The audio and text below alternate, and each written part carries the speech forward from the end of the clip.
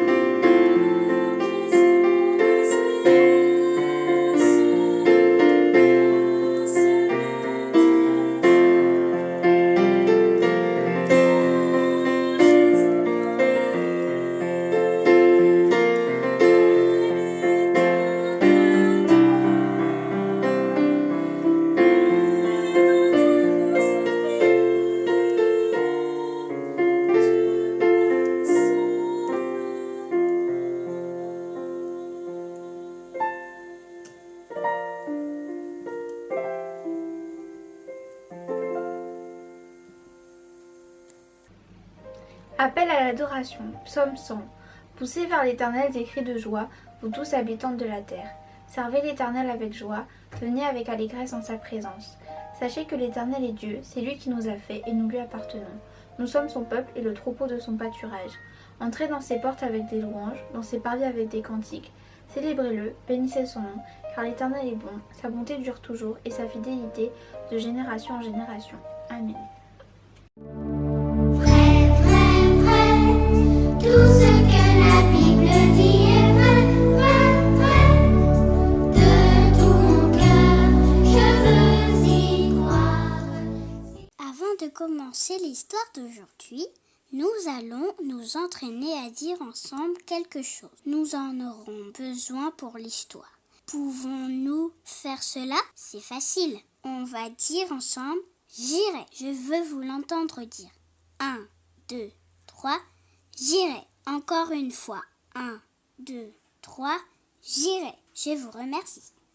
Johanna était une petite fille qui habitait au 4e étage d'un immeuble. L'appartement était nouveau et la famille était heureuse de pouvoir y vivre. L'une des bonnes choses, c'est qu'elle avait un balcon. Depuis la cuisine, Johanna pouvait aller sur le balcon et y voir beaucoup de choses. Avez-vous été quelque part en hauteur d'où l'on peut voir beaucoup de choses? Peut-être avez-vous escaladé une colline, un arbre, peut-être qu'un ascenseur vous a emmené en haut d'un grand bâtiment. Ou peut-être que votre père vous a pris sur ses épaules. Johanna aimait regarder depuis le balcon. Elle pouvait voir d'autres grands bâtiments, de petites maisons, des arbres, des voitures qui passaient, des avions dans le ciel, les gens qui passaient et d'autres enfants qui jouaient à proximité. Sa mère utilisait le balcon pour une tâche importante. Lorsqu'elle lavait les vêtements de la famille, elle les accrochait sur les cordes tendues depuis le balcon. Peut-être que votre mère ou votre père le font aussi. Que faisons-nous pour nous assurer que les vêtements ne tomberont pas des cordes à linge? Nous utilisons des pinces à linge, n'est-ce pas? La maman de Johanna accrochait les vêtements et alors qu'elle prenait plusieurs pinces à linge dans sa main, oups! L'une d'elles lui a glissé de la main et est tombée jusqu'au sol du haut du 4e étage où ils habitaient.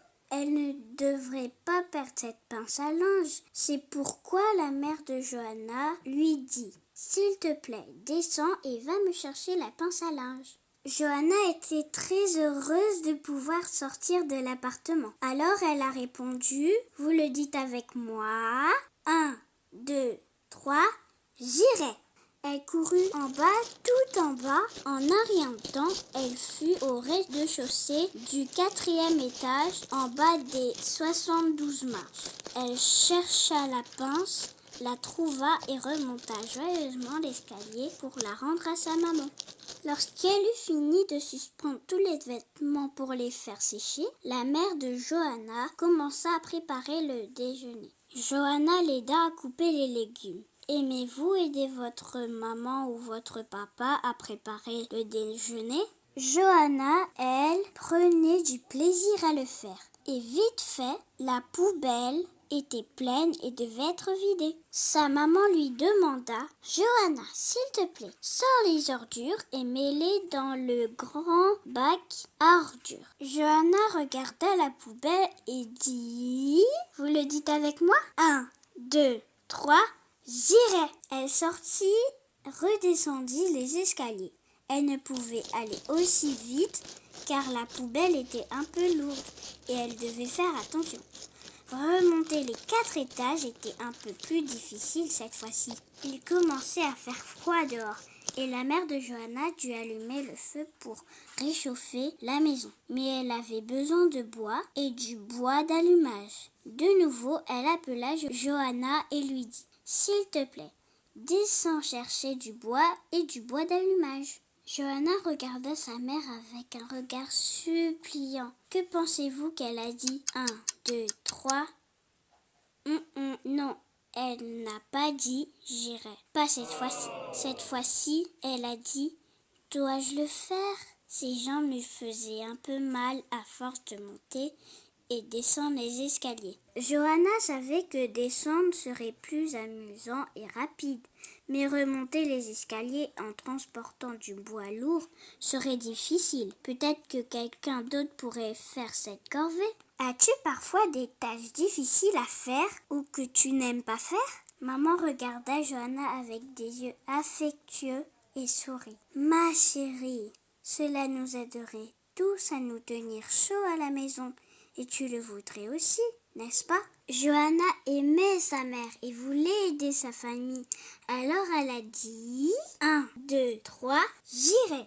Au cours des années où elle habitait cet immeuble, Johanna montait et descendait ses escaliers à plusieurs reprises. Quand Johanna grandit, on lui demanda de partir vivre dans différents pays pour travailler pour Jésus. Lorsqu'on lui demanda d'aller au Pakistan, que pensez-vous qu'elle a répondu? 1, 2, 3, j'irai. Lorsqu'on lui demanda de se rendre en Papouasie-Nouvelle-Guinée, que pensez-vous qu'elle ait répondu? 1, 2, 3, j'irai. Lorsqu'on lui demanda d'aller en Australie, que pensez-vous qu'elle a répondu? 1, 2, 3, j'irai. Lorsque ta maman ou ton papa te demandera d'aider aux tâches ménagères, que répondras-tu? Lorsque Jésus te demandera de faire quelque chose pour lui, que diras-tu? Et maintenant, il est temps d'écouter la prédication du culte. Qu'en dis-tu? Alors bonne écoute et que Dieu te bénisse. On me dit, c'est des histoires, c'est pas vrai. Tout ce que la Bible dit est vrai, vrai, vrai.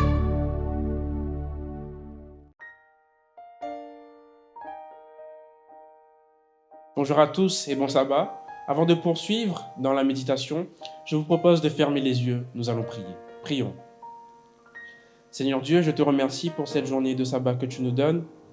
Alors que nous nous apprêtons à écouter ton message, je te prie Seigneur de nous envoyer ton Saint-Esprit, de nous pardonner de nos mauvaises actions, nos mauvaises pensées et de purifier notre cœur afin que nous puissions Seigneur être capables d'entendre ta parole aujourd'hui. D'une manière spéciale, je voudrais te prier pour chacune des femmes de cette Église, chacune des mères de famille, chacune des jeunes filles, des filles et des adolescentes. Que pendant ce sabbat, Seigneur, elles puissent se sentir doublement bénies. Je te prie pour les personnes qui nous écoutent à travers cette vidéo, que tu puisses également toucher leur cœur. Tout cela, nous te demandons dans les grâces de notre Seigneur Jésus-Christ.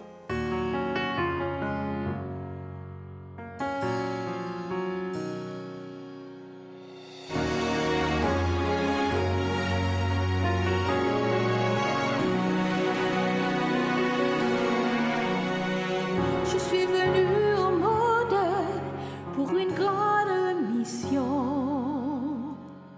Proclamer l'évangile chaque jour de ma vie. À travers chaque œuvre d'amour et chaque geste de bonté, j'ai été choisie par mon Dieu pour témoigner pour lui. Je suis une femme, création de Dieu, aimée, sauvée, choisie par lui. Pour propager son immense amour, je lui répondrai, me voici Seigneur. Où que j'aille, je proclamerai, de tout cœur je chanterai Seigneur, oui j'irai.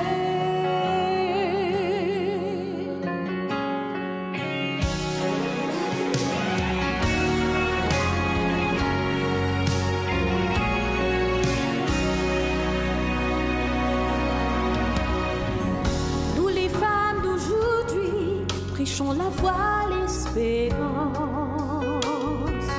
Nous partageons l'amour, la vérité, le pardon. Nous avançons sans crainte, car il est là à nos côtés.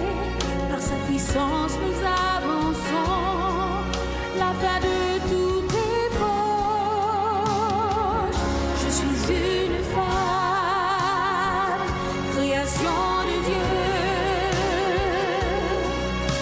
aimé, sauvé et choisi par lui. Pour propager son immense amour, je lui répondrai, me voici Seigneur. Où que j'aille, je proclamerai, de tout cœur je chanterai, Seigneur, oui j'irai.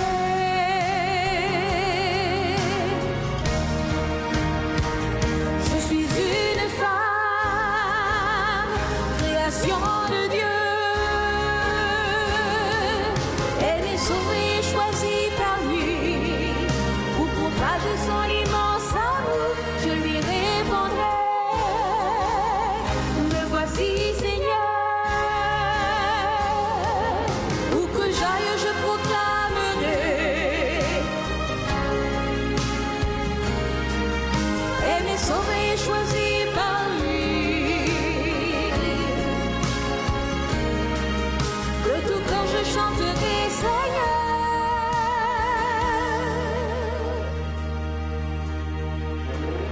Oui, j'irai.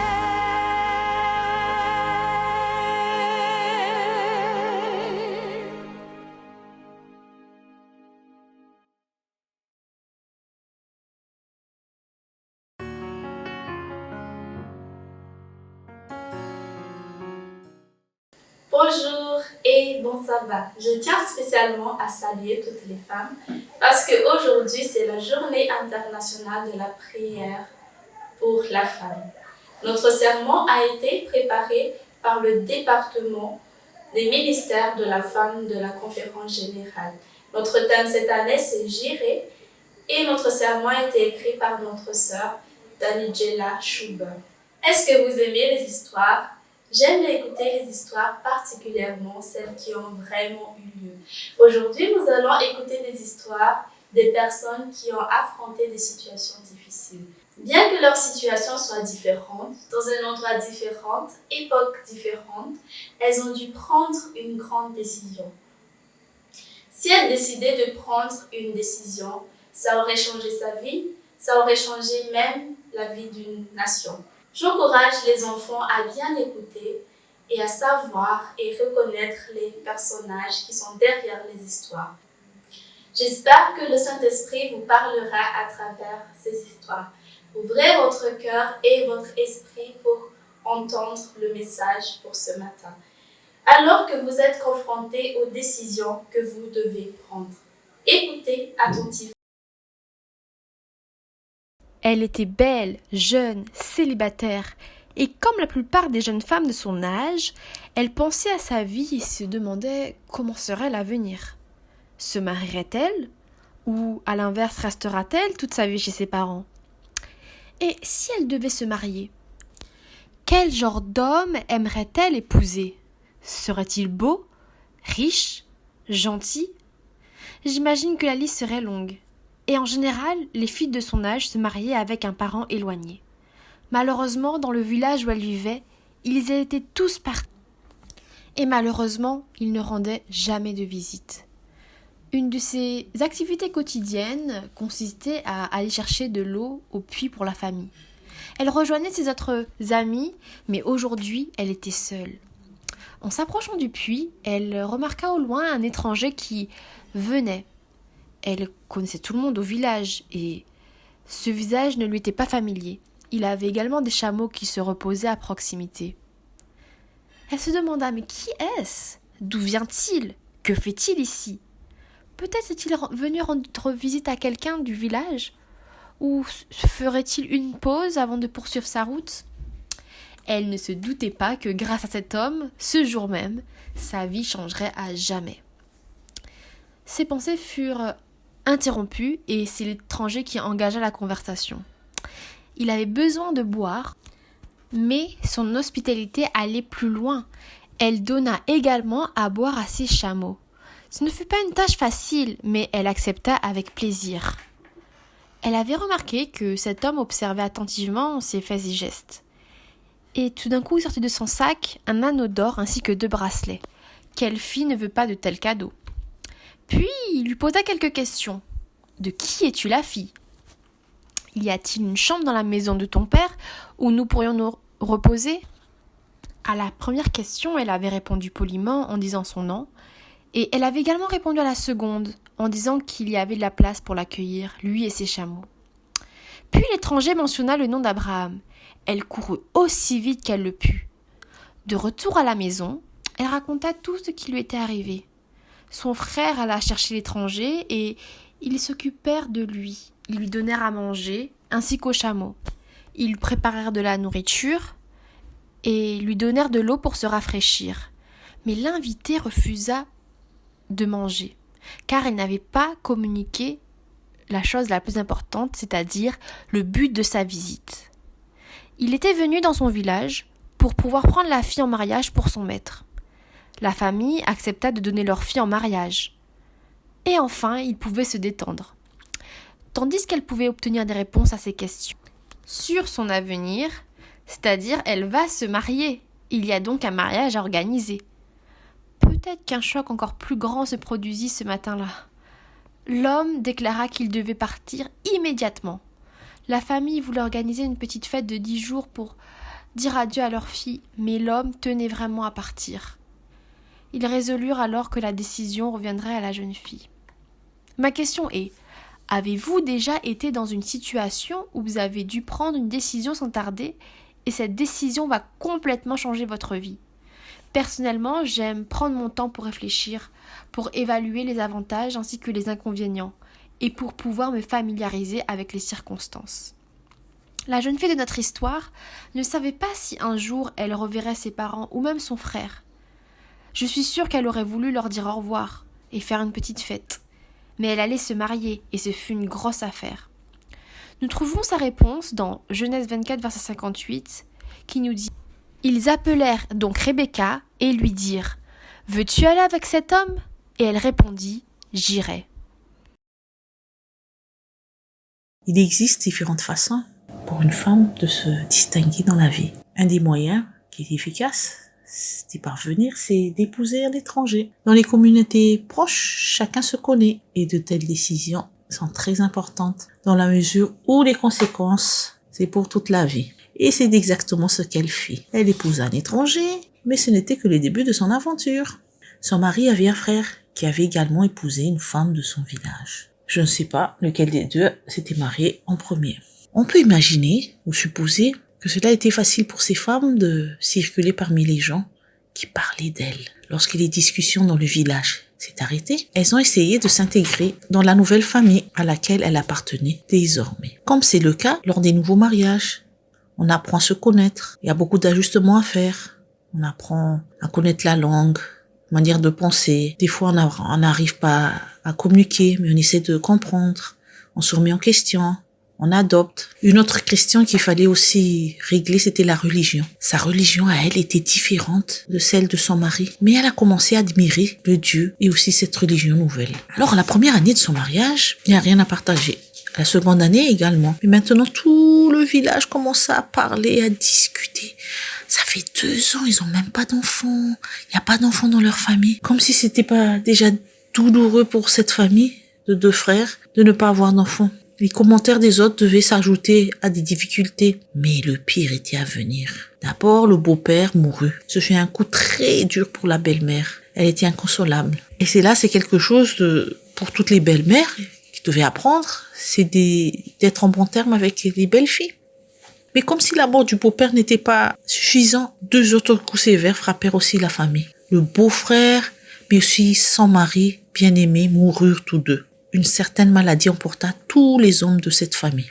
Beaucoup de chagrin pour les 3 femmes. Il était difficile d'imaginer et de comprendre la profondeur de la tristesse qu'elles ont dû ressentir. Pas de mari pour s'occuper d'elles et pas d'enfants pour donner de l'espoir pour l'avenir. Puis, des nouvelles, bonnes et mauvaises, suivirent. La belle-mère a appris que la famine qui sévissait dans le pays dont provenait son mari et qui avait amené cette famille dans ce lieu, dans ce village, avait pris fin et qu'il y avait de la nourriture en abondance. Et c'était une bonne nouvelle, mais maintenant, sa belle-mère décida d'y retourner. Pour les 2 filles, c'était une mauvaise nouvelle. Qu'allait-il arriver? Alors, la décision initiale était que les 3 femmes allaient partir ensemble. Elles formaient maintenant une grande famille. Les préparatifs étaient faits et on se disait au revoir et elles sont parties. Elles ont quitté l'endroit où elles se sentaient bien, où les gens les connaissaient, où ils apprirent à connaître les coutumes, la langue qu'elles connaissaient pour aller dans un endroit qu'elles n'avaient jamais vu auparavant, pour vivre avec des gens qu'elles ne connaissaient pas. Ce fut une décision très difficile à prendre. Mais elles avaient pris cette décision à 3 et se mettaient en route. Mais la belle-mère s'arrêta en cours de route. Elle avait réalisé que c'était trop pour ces 2 jeunes femmes, ces chères belles-filles, de quitter son peuple, sa famille, et là-bas, elle n'a rien à leur offrir. La belle-mère savait pas comment aller vivre. Après 10 ans d'absence, elle savait pas comment elle allait être accueillie et comment elle allait subvenir aux besoins de ses belles-filles et d'elle-même. Ainsi, la belle-mère encouragea ses 2 belles-filles à retourner dans leur village natal et à y retourner pour refaire leur vie. Ce serait plus facile ainsi que de poursuivre et d'aller dans un pays qu'elles ne connaissaient pas. Avez-vous déjà été dans une situation où la vie vous a causé tant de peine, où vos proches sont décédés et vous devez prendre une décision difficile? Peut-être avez-vous aussi besoin de quitter votre pays natal pour aller vivre dans un autre pays, un autre peuple? Est-ce difficile? Sa belle-sœur conclut que sa belle-mère avait raison et à contre-cœur, elle lui dit au revoir et fit demi-tour. Et elle, que devrait-elle faire maintenant? Rejoindre sa belle-sœur ou rester avec sa belle-mère? Peut-être elle va trouver un mari, peut-être qu'elle restera célibataire jusqu'à la fin de ses jours, ou bien elle devrait peut-être rester avec sa belle-mère et recommencer une nouvelle vie, sans aucune garantie d'avenir. Ou où est-ce qu'elle va habiter? Pendant combien de temps pourrait-elle survivre? Peut-être qu'elle va mourir et serait-elle enterrée? Mais sa décision était ferme et claire. Lisons ensemble dans Ruth 1 verset 16. Mais Ruth répondit, ne me prie pas de te laisser pour m'éloigner de toi, car où tu iras, j'irai. C'était une période très difficile. 20 années au service d'un gouvernement étranger oppresseur, avec une armée bien plus puissante que les autres gouvernements. 20 années. 20 ans. Cela fait beaucoup trop longtemps. Toute une génération avait naquis et grandi au sein de cet environnement cruellement oppressif. Vous savez, parfois les gens finissent par s'habituer à toutes les circonstances dans lesquelles ils se trouvent. Mais nous savons tous que tous les gouvernements cruels finissent par être renversés. Et pourtant, pendant 20 ans, dans cette partie du monde, rien ne se produisait. Puis, j'ai eu une révélation. J'ai reçu de Dieu un message clair que je devais transmettre. Ce fut une nouvelle passionnante pour moi. Dieu avait le projet de libérer son peuple de cette terrible oppression. Et bien sûr, j'agis immédiatement. Et dans la prophétie de Dieu, je devais transmettre un message à un homme qui allait sortir le peuple de l'esclavage. C'était un plan extraordinaire et j'avais hâte que cela se concrétise le plus rapidement possible. Dieu va attirer les forces ennemies dans une vaste plaine près d'une rivière. Je sais ce que Dieu ferait. Grâce à une lourde armature sur laquelle ce gouvernement oppresseur comptait, le piège devait être parfait, bien sûr. Le secteur était susceptible de devenir impraticable lorsque la pluie venait à tomber. Et le nom de l'homme choisi pour diriger la révolte signifiait tonnerre. Aussi bien les conditions, il serait bloqué lorsque Dieu enverrait la pluie, les éclairs et le tonnerre. Il serait facile de les maîtriser et de délivrer la nation de l'oppresseur avec tout cela. J'étais une personne bien connue, très respectée, parce que j'étais juge et les gens venaient constamment me voir pour résoudre leurs problèmes. Ainsi, ma demande d'aller chercher cet homme fut immédiatement satisfaite. Probablement ont-ils remarqué l'excitation de mes yeux, puisque quelque chose de grand allait se passer. Mais je ne m'y attendais pas du tout. C'est que mon enthousiasme ne serait pas réciproque à celui du destinataire. Lorsque Tonnerre vint et entendit le message de Dieu que je lui avais transmis, il ne fut pas du tout enthousiasmé. Il répondit par un ultimatum, un étrange ultimatum. Jusqu'à présent, j'en suis bien consciente, dans la Bible, nous n'avons vu que des hommes au combat. Les femmes avaient d'autres devoirs, et moi non plus, je n'avais pas prévu de participer à cette aventure. J'avais mes responsabilités. J'étais une épouse, juge et une prophétesse. J'avais déjà beaucoup de choses sur mes épaules. Mais l'ultimatum qu'il m'avait posé, qu'il m'avait lancé, était étrange. Il me disait ceci: « Si tu viens avec moi, j'irai, mais si tu ne viens pas avec moi, je n'irai point. » J'en croyais pas mes oreilles. Au lieu d'entendre « C'est un plan fantastique, je suis prêt, je ferai ce que tu as dit », il me répond simplement « Je ne suis pas intéressé. » Je voudrais vous poser une question. Avez-vous déjà été dans une situation où vous êtes occupé par votre vie? Vous êtes excité de la perspective de l'avenir qui vous attend. Puis quelque chose se produit, nécessitant un changement radical de votre façon de voir les choses. Que ferez-vous dans une telle situation? Que ferais-je dans une telle situation? Et nous trouvons la réponse de cet ultimatum lancé par Barak dans Juge 4, verset 9, qui dit « Très bien, dit Déborah, j'irai avec toi. » Il fait quoi? À ce moment-là, j'étais encore sous le choc.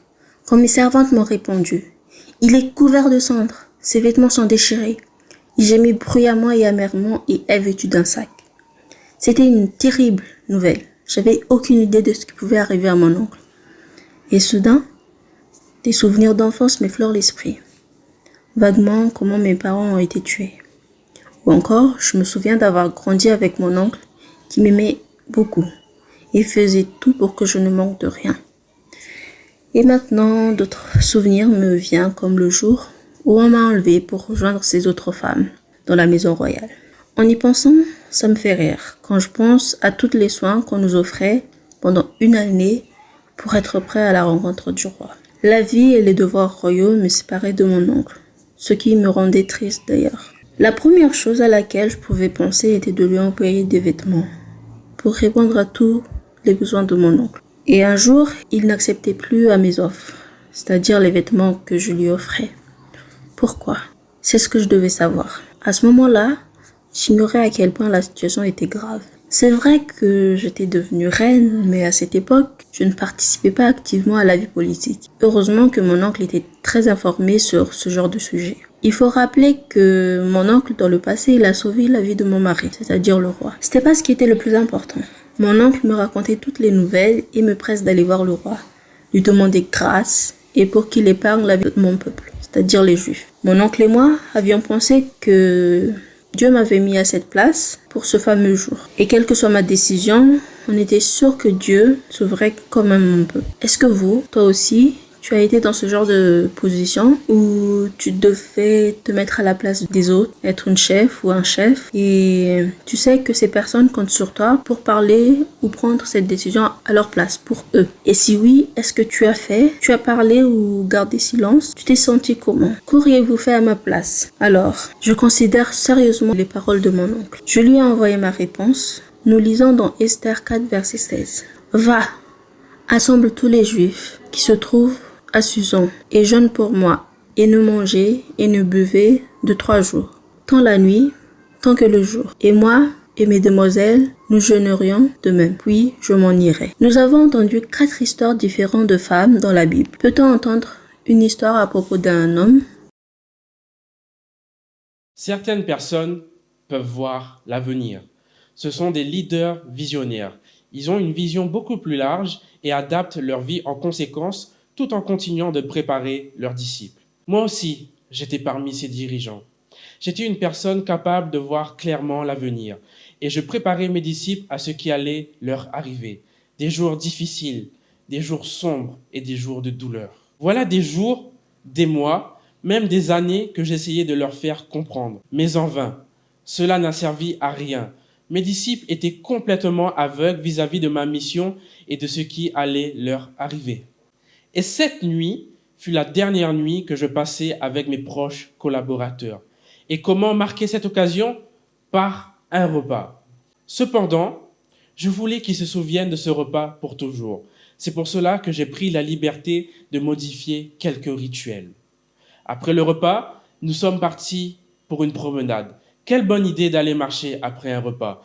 Mes disciples m'aimaient et nous aimions tous passer du temps ensemble. Mais ce soir, ils ne pouvaient comprendre lorsque je disais qu'ils allaient tous m'abandonner. Ces mots que j'utilisais signifiaient qu'ils allaient me trahir, me tourner le dos. Leur foi en moi allait être ébranlée. Je savais à quel point cela allait les dévaster et je devais trouver le bon moyen de leur redonner espoir. Quelque chose dont ils se souviendraient, quelque chose qui leur permettrait de pouvoir remonter après avoir touché le fond. Quelque chose de simple, mais de profond. Et vous, avez-vous déjà été dans une situation où vous avez le devoir de dire quelque chose d'important à une personne? Qu'avez-vous dit? Qu'avez-vous ressenti? Nous lisons ce que j'ai dit dans Matthieu au chapitre 26, versets 31 à 32. Mais après que je sois ressuscité, je vous précéderai en Galilée. Ce n'était pas la première fois que je disais « j'irai ». Bien avant la création de ce monde, Bien avant le péché, j'ai dit à mon Père que j'irais afin de trouver une solution. Je savais que j'allais être humilié. Je savais que j'allais souffrir, que les gens allaient me détester. Mais j'ai quand même dit j'irai. Et aujourd'hui, la question se pose. Pourquoi quelqu'un accepterait-il une telle mission? Aujourd'hui, nous avons fait la connaissance de Rebecca, Déborah, Ruth, Esther et Jésus à des moments importants de leur vie. Ils avaient tous une chose en commun. Au moment crucial que cela les touche personnellement, ou leur nation, ou pour l'un d'entre eux, et même pour l'humanité, ils devaient prendre une décision. Chaque fois, c'était une situation qui changeait la vie. Leur décision se résume en ce terme « gérer ». Aujourd'hui, vous êtes confrontés à une décision.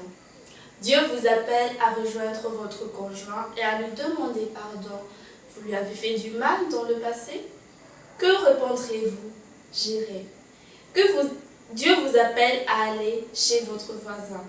Invitez-les à déjeuner, écoutez leur histoire, partagez avec eux votre histoire sur comment Dieu a changé votre vie. Que répondrez-vous? Gérer. Dieu vous appelle à aider ceux qui sont dans les rues. Donnez-leur de la nourriture, des vêtements, du travail. Asseyez-vous avec eux et écoutez leurs histoires. Dites-leur combien Jésus est important pour vous.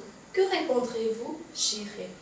Dieu vous appelle à aller dans un autre pays pour y vivre, et y travailler et y partager l'évangile à travers votre vie. Que répondrez-vous? J'irai. Qu'est-ce que le Saint-Esprit vous chuchote à l'oreille? Ou Dieu vous appelle-t-il aujourd'hui? Que répondrez-vous? J'irai. Que l'amour de Jésus vous donne la force de répondre j'irai. Disons-le tous ensemble maintenant, j'irai.